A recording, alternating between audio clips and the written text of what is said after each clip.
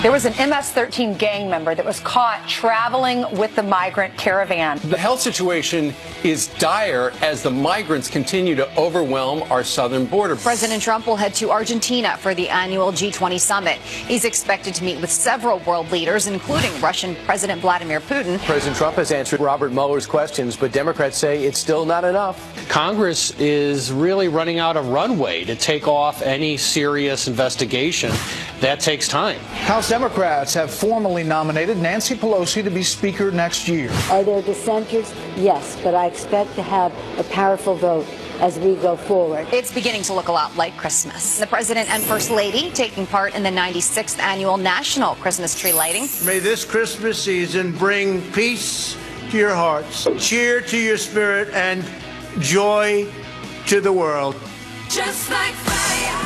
Friends, ho, ho, ho. It's lit the Christmas tree in Rockefeller Center last night, and the White House tree as well. We have gold trees. We have red trees. We have silver reindeer. Right. And if you were up late watching the lighting of the Christmas tree, it's now time to wake up and get dressed. Come on, you got a big day. Come on, get dressed, Brian says. Wear something warm because it's a little chilly here in New York. We're zipping a liner. Meanwhile, let's talk a little bit about our Fox News alert. And this is, we've heard that there were criminals involved in coming up through Central America and Mexico in the caravan. And now, according to the Border Patrol, apparently they have caught a member of MS-13. He admitted to the Border Patrol he had joined a caravan to get to the United States. He was in a gang, he admitted. And he also admitted that what he wanted to do was come into the country illegally and then apply for asylum. Why can't Robert Mueller have people, suspects like that to talk to? He told us everything. He did indeed. They interviewed him. They arrested him on Saturday night at 6:09 p.m. They excuse me. They took him to the El Centro station to further investigate him, and they did something called a biometric background check. And records revealed that in 2006 he had to be deported. He was in Las Vegas, and they deported him using an escort flight from Las Vegas back to Honduras. Here we are again arresting him, and he was caught in Calexico, near the port of entry there in Calexico, California. You know, we heard there were 600 criminals in the midst, and we get some gang members there. Evidently, there's still looked at, we have 3,877 men, 1,100 women, 6,062 total, and more are coming. So I don't know what are they going to be doing in Tijuana. Well, I mean, how are they going to handle it? Well, apparently in Tijuana, what they're going to do is tomorrow they're going to open another shelter because they are completely maxed out. And there you can see some of the caravans moving through portions of Mexico. Meanwhile, Rodney Scott, who is one of the top Border Patrol agents in that particular region of San Diego, was with us about half an hour ago. And he talked about how they're finding a number of people with questionable past in the caravan. Listen to this.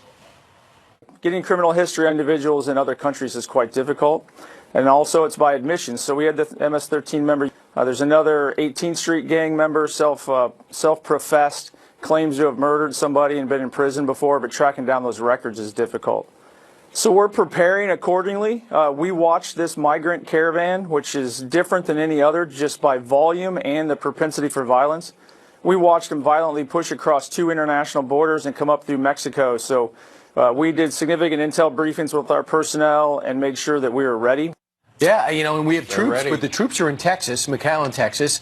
We know we have San Diego, where the wall, some of it's new, and some of it is basically up to people's chests, so they can scale it on a good day, just on one step. You got 105 migrants who decide to hop on a plane and fly back out of Mexico. 200 migrants filed for voluntary repatriation into Mexico, which has been an offer all along. So they got to be making the decision. My hope is it's going to be a ripple effect. Word's going to get out in Honduras, Ecuador, and Guatemala. Don't come. This is not worth the trip. Yeah, there was one mom who was in her 40s, and she had 3 kids, and she said, this is just not what it cracked up to be. This has been a lot harder than I thought it was going to be. We're being called names by the residents in these towns that we're traveling through, and she said, we're going home, and she took her kids. Not many people are doing that. There are thousands in these caravans, and only hundreds have decided to call it quits and go back home. But there are some organizations that are helping them do that by putting them on planes, taking them to south of Mexico, and then the southern part of Mexico, and putting them on buses and taking them back to Honduras or El Salvador. Well, they're finding it's a lot harder to get in the United States now than it was before. What's going to happen? We got Griff Jenkins in the location. In fact, right now he's talking about the health situation is very dire as migrants continue to overwhelm our southern border, heading for Tijuana. Yeah, officials are now warning of serious health risks. Migrants from the caravan, they're all bringing them, many are bringing them to the U.S. if they get here. Well, Griff Jenkins is, look at that sign right there. Griff Jenkins is live in Tijuana, Mexico with the latest. Griff, that sign said no spitting. Is that becoming a problem?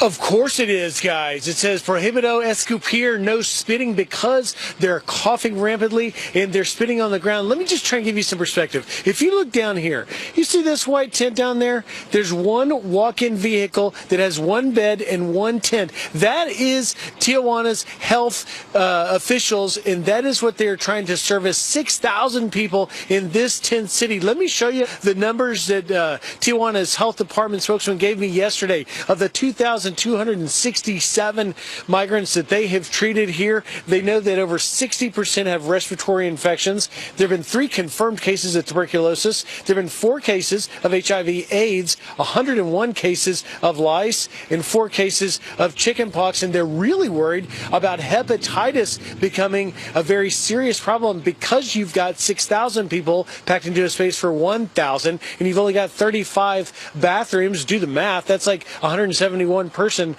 people per porta potty. And it's unbelievably unsanitary here in the rain, making things even worse because people are wet and cold. And that is why when you talk to some of these migrants, they say, listen, we did not expect it to be this situation where we couldn't get across, and we feel like the organizers lied to us. And not only that, now we may be reaching a breaking point. Here is Marco Munoz. Listen. They lied to us from the beginning. So most of these people are disappointed, and getting frustrated at the time. So as you can see, every day that passes, it's more and more people that are coming. So it's going to be a point break where they're just going to say, let's just rush in there,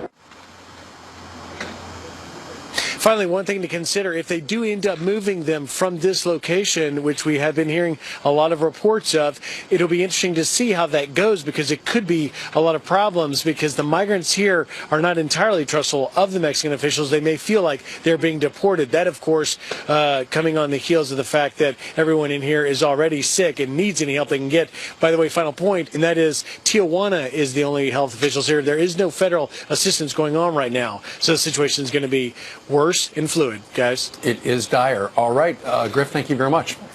Meanwhile, let's talk a little bit about the Mueller investigation. Remember when we heard that Mueller wanted to ask the president a bunch of questions? He did via a written questionnaire, and the president responded. And now we're hearing, and presumably these leaks are from the president's team because we haven't really recorded anything from the Mueller team. Apparently, the president, in his written answers, said he didn't know anything about WikiLeaks directly during the campaign, and he didn't know anything about that 2016 Trump Tower meeting either. With the Russian attorney. We do know the Washington Post came forward, and they had a story today that shows Roger Stone and the President of the United States seem to have talked a lot late at night, according to Roger Stone.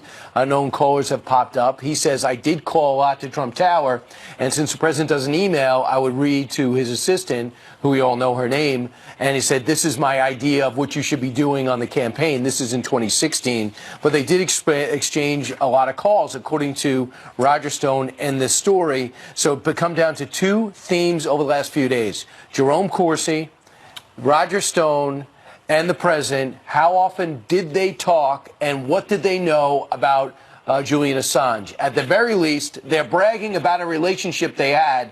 Now they basically want to say, don't believe what I wrote. But talking on the phone is not a crime. If they work together, they're allowed to do that. I'm not saying it's a crime. Right. But I'm just saying Roger Stone was in contact. If they do have, if the Mueller team has who the phone number is, that unknown caller that called Roger Stone, then if it's the president, then they're going to drill down on that, or maybe they have. I'm sure they've got the metadata. They know exactly who called whom. The question is, were any laws broken? And Jonathan Turley summarized it this way.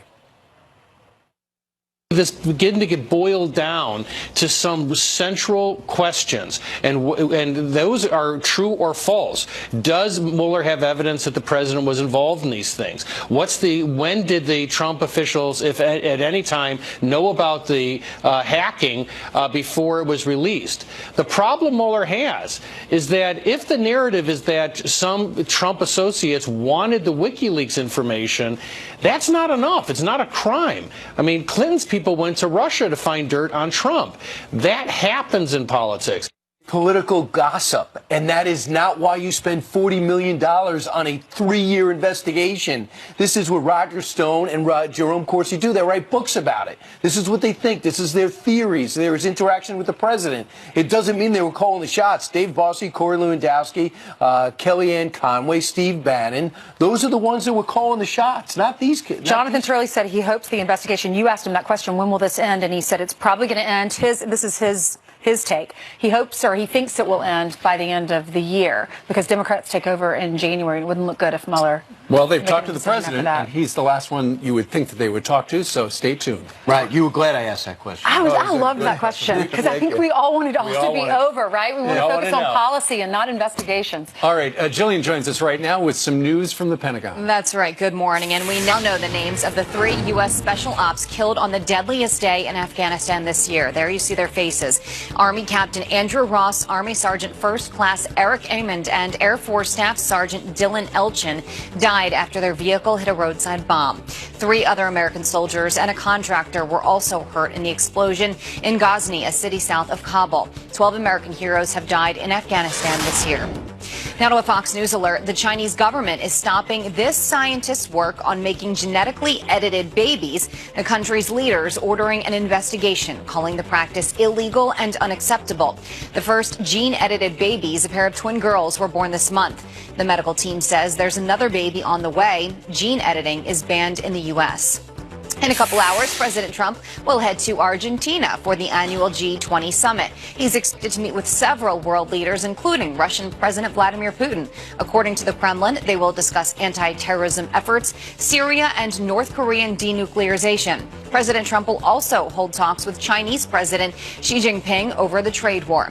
And that is a look at your headlines. I'll send it back to you. A lot at stake. Yes. All right, Jillian. Thanks, thank you. Jillian. All right, 12 minutes now after the hour. Here's what we have straight ahead. The media has been saying a lot about the caravan. I'll stop now. Many of them will get asylum, have legitimate asylum claims. They're more mothers than monsters. Why did President Trump send troops to the southern border? Right. But how accurate is that coverage? We're separating fact from fiction because we want to. Plus, Stormy Daniels, it appears, just turned on her lawyer, Michael Avenatti, why she is calling him out for suing the president. Huh?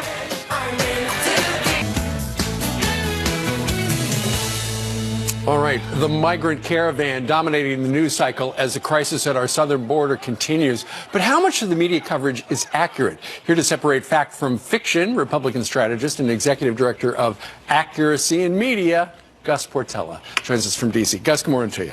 Good morning. All right, first up, we've got 3 different sound bites we're going to play for you, and then you're going to tell us whether or not they're accurate. The first one is, and we've heard this a number of times, that the caravan is made up of people who want to get asylum and would qualify, with sound bites like this. Listen. Many of them will get asylum, have legitimate asylum claims. These people are coming and asking for asylum. Guess what, Ben? It's in our laws that people are allowed to come to our borders and ask for asylum. Is that accurate? It isn't. Unfortunately for them, according to DHS, 90% of these caravan members are not eligible for asylum. In fact, less than 10% would be granted asylum by a federal judge. And so those claims are not accurate. How about the claim that there are no criminals in the caravan? We've heard that in sound bites like this. This is not a caravan of so-called criminals. We're seeing no evidence that this is overwhelmingly some kind of criminal gang. Stop saying they're monsters. They're more mothers than monsters. What do you say about that? Well, unfortunately for them, that's false. DHS tells us that we have over 600 over 600 current criminals identified in the caravan. That's not counting the already 100 criminals that Mexican officials have detained already, plus the MS-13 gang member that was just recently detained as recently as yesterday. Right, that's right. And he, as soon as he was apprehended on our southern border, he said, "Yep, I was in MS-13 and I want to apply for asylum after I break into the country illegally," he said, reportedly. The final soundbite is about how troops are not needed at the border. Watch this. Why did President Trump send troops to the southern border ahead of the election? It was a political stunt. And this is, part and parcel of his strategy to divert, deflect, distract, deny. Okay, so it's just a stunt. It isn't, unfortunately. It's not accurate. There are about 5,800 troops on the border, obviously spreading from California to Texas, and potentially more could be added. The Defense Department hasn't told us the need for it, but it's important to reinforce. Their mission is to reinforce border and customs agents who were just recently, as last week, attacked by some of these elements of migrant members who have been causing issues in the borders that they've crossed, even in Mexico, and recently, like I said, our border in San Diego, San Ysidro. And when you look at the thousands of migrants heading toward the United States, the Border Patrol doesn't have the manpower, so that's why the troops were needed, according to the president. Gus, thank you very much for helping us out today. Thanks for having me. That. All right, very good. What do you think about that? Email us, friends@foxnews.com, and of course, we are on Facebook as well. Meanwhile, a new controversy surrounding the VA. Veterans reportedly underpaid on their GI Bill benefits. And we've just learned they may not get another dime. Plus, two Christian artists fighting for their faith. Now they may have to go to jail because they will apparently not make artwork for same-sex weddings. Those artists join us live next. All right, some quick headlines right now, and then over to Ainsley over there. Veterans underpaid on their GI Bill benefits will not be reimbursed. NBC is reporting this morning the VA told congressional staffers that retroactively paying veterans would delay future claims. The VA blames the issue on computer problems. And of the 34,000 applicants for the student loan forgiveness plan, only 26 have been approved. Congress authorized $350 million to speed up the program earlier this year. More than $1.5 trillion in student loans is owed to the federal government. That's working out well. Ainsley? All right, thank you, Brian. Two Christian artists in Arizona could face jail time if they refuse to make custom artwork for same-sex weddings. The business owners are challenging a local anti-discrimination ordinance that they say goes against their religious values. The Arizona Supreme Court just announced it will hear their case in January. Excuse me. Joining me now are artists and co-owners of Brush and Nib Studio, Joanna Duca and Brianna Koski, along with their lawyer from the Alliance Defending Freedom, Kristen Wagner, who also represented the cake maker lawyer. She was a cake maker lawyer in Colorado. Thank you all for being with us. We appreciate it. Thank you. You're welcome. Okay, Joanna and Brianna, I'll start with you guys. You started this company. One does the artwork, one is the calligrapher, and you produce artwork for weddings. And you heard about this law, and this is all preemptive, right? You didn't have someone who is same-sex couple come to you and say, "Will you do this for our wedding?" You just knew that that's a possibility, and you wanted to challenge this, right? Yes. Okay. We wanted to create consistently with who we are, and so we decided to bring this case. Why was that so important to you? It was important because we have a love and a passion for art and weddings, and there's such a beautiful picture in marriage of Christ and his love for the church. And, we were told growing up that we could live authentically to who we are, and we could be whatever we wanted to be. So that's what we were trying to do, and we brought this case because we believe that artists should be able to be free to create in accordance with their beliefs. And Ainsley, we got to remember that in terms of pre-enforcement challenges, this has been used in the civil rights era many, many times because Americans shouldn't have to wait to be thrown in jail before they can challenge an unjust law. So what happened, Kristen? Tell me what happened next. You went to the state court? We did. We filed in state court challenging Phoenix's ordinance. It actually threatens to put them in jail for 6 months for every day they violate this ordinance. 6 months as well as onerous civil penalties. So they really had no choice but to file this action rather than wait and have to fight it from jail. Okay, so you lost at the state level, and now it's going to the Supreme Court, and the Supreme Court's agreed to hear it in January. What can we expect then? I'm hoping that we can expect the court to reverse the lower court, because what's at issue here is whether artists and other Americans can be banished from the marketplace just because they disagree with the government's view. And it really transcends the marriage issue. It's any view.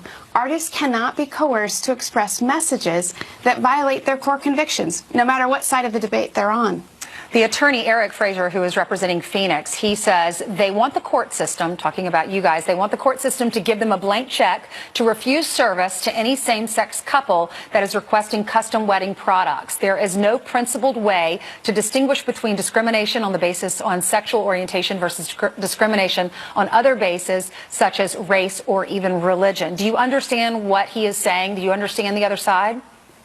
Well, absolutely, we understand it, and it's just flat wrong. If the free speech guarantees mean anything, they protect the author's pen and the painter's brush. And this old, tired analogy to race is just a bankrupt analogy that the Supreme Court has rejected not once, but twice in the Obergefell same-sex marriage decision, as well as in the Masterpiece Cake Shop decision. All right. They serve everyone. They don't express all messages, and that's critical distinction. Brianna and Joanna, this is so important to you. You're willing to go to jail for this if you lose? That happens in politics. So he's got to have some foundation for a criminal act to make this narrative plausible. All right. By the way, Jonathan, the president just tweeted moments ago, and it reads this. When will this illegal Joseph McCarthy-style witch hunt, one that has shattered so many innocent lives, ever end, or will it just go on forever after wasting more than $40 million? Is that possible? It is proven only one thing. There was no collusion with Russia. So ridiculous. Your observation about that? Well, you know, I've been a critic of the president's tweets. I don't think that these are helpful. I don't think they're helpful to his camp, his position or his team. And at points, you know, this rhetoric really sort of undermines all of our desire to reach a conclusion to this. The president is right. There isn't any evidence thus far of collusion reaching him or even reaching the tops of his campaign. But this investigation is going to be completed. And quite frankly, it's in the president's interest to have it completed, have these facts come out, if what he said in these written answers are true, that there isn't any evidence that he was involved in any collusion. Well, let's see. Maybe they're reaching the pinnacle of their investigation, and we'll all know about it soon. Jonathan, real quick, do you think it's almost over? I think it is. I think that Mueller is looking at the end of the year to try to wrap things up. It makes sense to issue at least one report before the year end. If he waits until Congress comes in, it looks like he's feeding material to the Democrats. So it would be better for him to get out a report before the end of the year. There you go. All right. We'll see.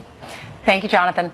Thank you. You're welcome. 29 minutes after the top of the hour. This video is frightening. A bicyclist comes inches away from being hit by that train. How did he get there in the first place?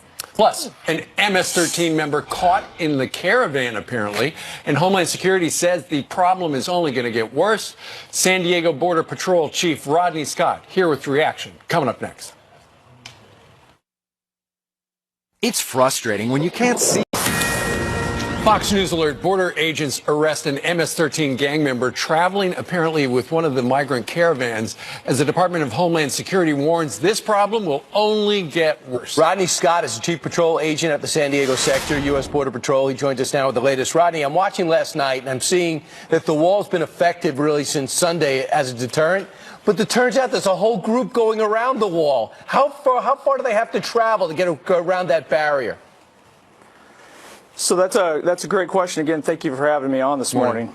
We're in the process here in San Diego of upgrading a legacy dilapidated scrap metal fence with a new border wall, but that project is ongoing. So currently, within a couple hundred yards of the San Ysidro port of entry going to the east, we have that old fence that's only a few feet high. Then we have about 9 miles of the new border wall completed. And then again, less than 14 miles away from the beach, we have no fencing whatsoever. Unbelievable. It's inexcusable. Let's talk a little bit about this member who he identified himself as, I used to be an MS-13. 29-year-old Jose Villalobos Jobel, apparently from Honduras. He was caught over in Calexico area, El Centro sector.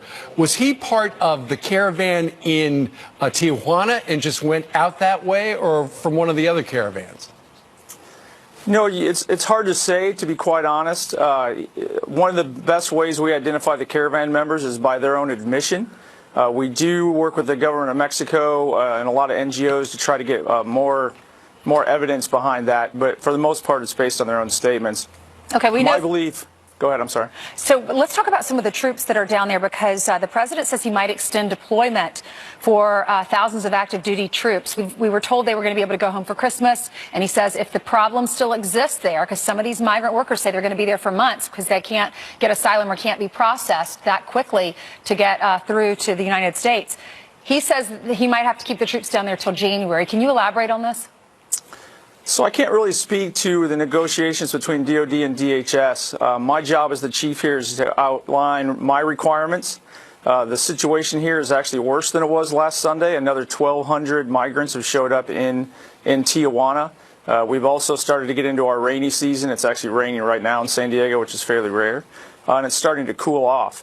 So we're going to monitor the situation daily, and I'll push my requirements up to Washington, D.C. and let them negotiate that. So we know they said there's about 600 criminals within these caravans, and then we find out one of them is MS-13. What do your reconnaissance tell you about who else might be in there? So I want to highlight the 600 criminals as well. There's a lot of law enforcement techniques on how we figure that out, but those are primarily people that have been in the United States in the past, and we've been able to get some kind of a criminal history on them. Getting criminal history on individuals in other countries is quite difficult, and also it's by admission. So we had the MS-13 member you mentioned. There's another 18th Street gang member, self-professed, claims to have murdered somebody and been in prison before, but tracking down those records is difficult. Yeah. Chief, over the weekend, of course, that's when hundreds of migrants ran toward the U.S. border. A number of them threw projectiles and rocks at the agents, the Border Patrol agents there. What's the reaction to the agents there in your sector about perhaps another encounter like that? So we're preparing accordingly. We watched this migrant caravan, which is different than any other just by volume and the propensity for violence. We watched them violently push across 2 international borders and come up through Mexico. So we did significant intel briefings with our personnel and made sure that we were ready with the right equipment. And then we're basing off of Sunday. We've made some adjustments to our enforcement, and we're going to be ready if it comes back again. Okay. All right. Do you mind if I ask what adjustments? Can you talk about that you've made? I won't get into the specifics, but in every incident like this, we do a quick after-action review. We've identified some vulnerabilities in the border that the Department of Defense is helping us mitigate currently, as I speak, actually. We've also looked at our deployment methods and the hot spots. Working with our partners in Mexico, we're trying to make sure we have Mexican police pre-deployed in some of our more vulnerable areas. You saw the Tijuana River Channel where there's really no border barrier at all. That's one of the areas that we're trying to make sure that we have a 24/7 presence. Sure. And then we also have 24-hour surveillance, aerial surveillance over the area now, so we can see any movement of personnel. You're basically saying, hey, you'll do the best job you possibly can, but it would certainly help to have some type of physical barrier there to aid you in your effort, and Congress just can't get their act together. Rodney Scott, thanks so much. Thank you very much. Appreciate the time. Thank you. 22 minutes now before the top of the hour, and Jillian joins us with some unbelievable video. Yeah, this video you have to see. So let's go ahead and show you. The cyclist narrowly escapes an oncoming train. Just stop what you're doing and watch it. It's really chilling. The moment the cyclist crosses railroad tracks as a speeding train just blows on by, narrowly missing that person. Geez, with a second to spare. A rail safety agency posted the video to raise awareness of the dangers of unguarded crossings. So be careful. CBS is ending Murphy Brown after a 13-episode run. The announcement coming a week after the show embraced the anti-ICE movement. You guys cannot barge in here like this. If you don't get out of this truck, I will spatchcock you. The network says there were never concrete plans to continue after this season. The show did not perform as well in the ratings as other recent sitcom revivals. And a touching tribute, a stranger donating 3 Christmas trees in memory of a police officer and Marine veteran killed in the line of duty. Last few days have been rough. They've been a roller coaster of emotion. That outpouring has been heartfelt, and it's been incredible. South Salt Lake, Utah officer David Romrell was hit and killed by a burglary suspect speeding from the scene over the weekend. That's a look at your headlines, and good person there in that community. A nice tribute. Trees. All right, Jillian, thank you very much. 39 minutes after the top of the hour, 2 Christian artists won't make artwork for same-sex weddings because they say it goes against their faith, and they could go to jail for those beliefs. Those artists are going to join us live in the next hour. 20 minutes before the top of the hour. Plus, President Trump blasting General Motors this morning for cutting thousands of jobs. Stuart Varney sometimes walks our direction when I say his name. Other times he just stands. He says GM owes America big time. He joins us now. Hey, Stuart. Good morning. Good morning.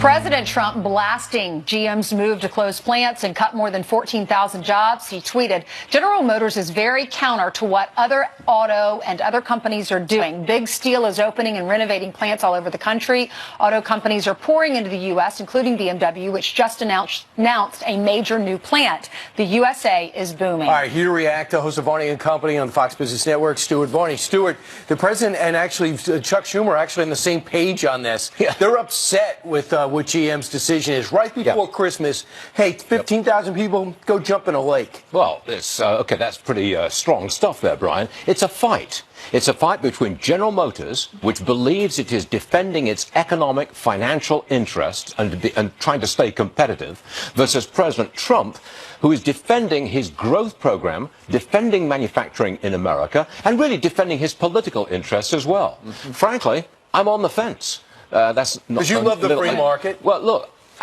I respect and admire General Motors trying to stay competitive and defending its financial interests. They've been building the wrong kind of vehicles, and now they need to build SUVs and other stuff. Look, there's no money in building those small cars or the Chevy Volt. There's no money in it. Right. Shut it down, save $4.5 billion a year, and put that into SUVs and small trucks where it's profitable. That's the future of the company. Now, if BMW does build the second plant in South Carolina, they already have one there where they build their X5 in Greer, South Carolina. If they put another plant there, these folks from GM, if they're interested in keeping a job in the car industry, they could go there possibly. Well, the possible move by BMW to build a second plant, maybe in South Carolina next to the first in Greenville, doing that is a sign of success for President Trump's policy.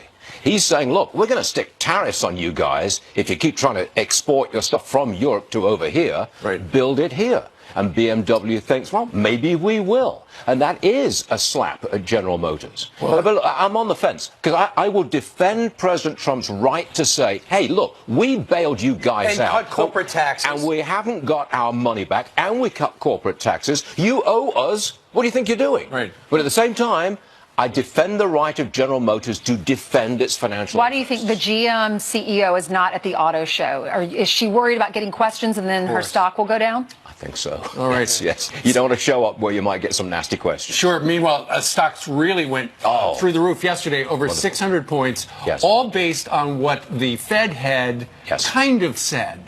The head of the Federal Reserve, Jerome Powell, he's in charge of America's money. Yesterday, he said maybe he'd go a little slower on raising the cost of borrowing money. That is music to Wall Street's ears. That makes stocks much more attractive. And we took off 600 points straight up yesterday. The other way to make this stock surge, if they make progress when China and when President Xi and President Trump sit down at the G20. The two big problems for the stock market in the past month or so have been, number one, the Federal Reserve, Jerome Powell. Right. Is he going to stick it to the economy by raising rates too fast? That was shunted to the sidelines yesterday. He's not going to do that. The other big problem, you're right, trade with China. Now, the meeting with Xi Jinping takes place on Saturday night. They're having dinner, Mr. Trump and Xi Jinping. You might, well, I'm not going to speculate, but any kind of good news that comes out of that meeting will send that stock market straight up again, because that would get the second problem out the way. But it's pure speculation to suggest that anything good will come out of it. But we know this, if they separate, it ends badly, and they storm out early, that would send everything crashing. That is highly unlikely that would happen. But in the meantime, Stuart, you know, consumer sentiment is through the roof. You look at the amount of money spent on Cyber Monday, this past Monday, it's never been higher. It was over $7 billion on Monday, up, I think, 19% from the previous. What did better, Black Friday or Monday? For online sales, sales were up more on Black Friday than they were on Cyber Monday. But that's just online sales. Right. Overall, you're heading for a terrific Christmas season. Well, can I just make one last point? Sure. We found a gas station in Denton, Texas, where they're charging $1.69 a gallon. We've found 19 states in America where gas is $1.99 or less, where you've got at least one station selling at that price. You're not going to tell me that that is a huge shot in the arm for this holiday selling season? Less money on gas, more money in your pocket. pocket. Quite a contrast from Paris, right? Funny you should say that. All right, Stuart. Hey, we're going to watch Stuart from 9 till noon. All 3 hours. There's a quiz at the end, so stay tuned for the entire thing. There is? Yes, there is. Stuart, it's a hook to keep everyone watching. Okay, I'll figure it out. Straight ahead on this show, as we get to a 3-shot and gradually to a still shot. President Trump sending a new message to Democrats. Want to investigate my administration? Bring it on! Exclamation point. And remember this iconic scene from the movie Big.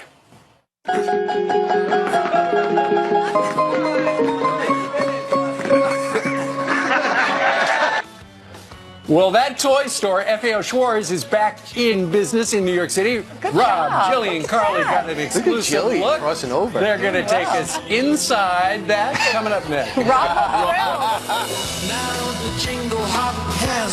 Cartel season in full swing. And just in time, the classic toy store, FAO Schwarz, is back in New York City. So Rob, Jillian, and Carly went down to Rockefeller Center to give us an exclusive look. In other words, they walked across the street and played the piano with their feet. And eat a lot of gummy bears. Yes, I actually felt nauseous later And she that got day. sick from the gummy bears. Yeah, thank you, FAO Schwarz, for the free candy that you may not have known we ate. And by the way, I know you went over there. Did you bring cameras? You know what? You wouldn't believe it, but we're not just going to talk about it for 2 minutes. We're going to show it to you. Okay. Wonderful. Yeah. Roll tape.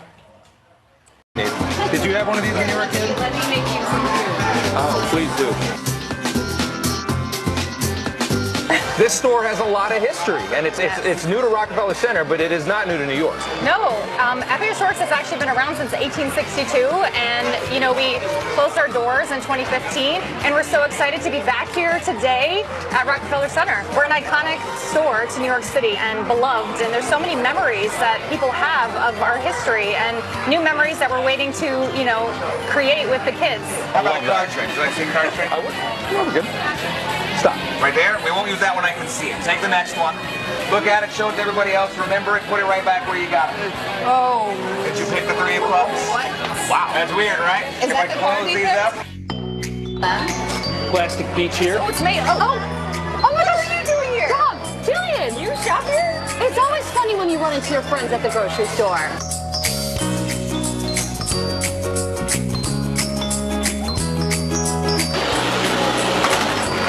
Carly's having the time of her life.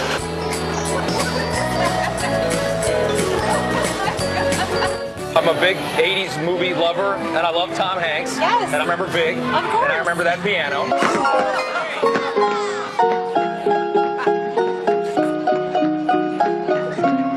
Let's learn. Let's do it. It goes, I'll show you. Is this the dun, dun, dun. 2? Yeah. Together, and then there's 3 and 2. Okay.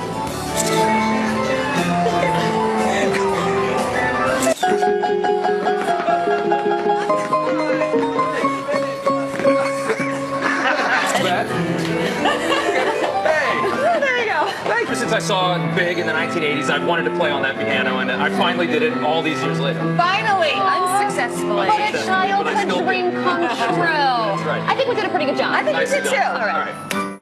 Well, you made beautiful music. We had so much fun. Did we? Did you have fun?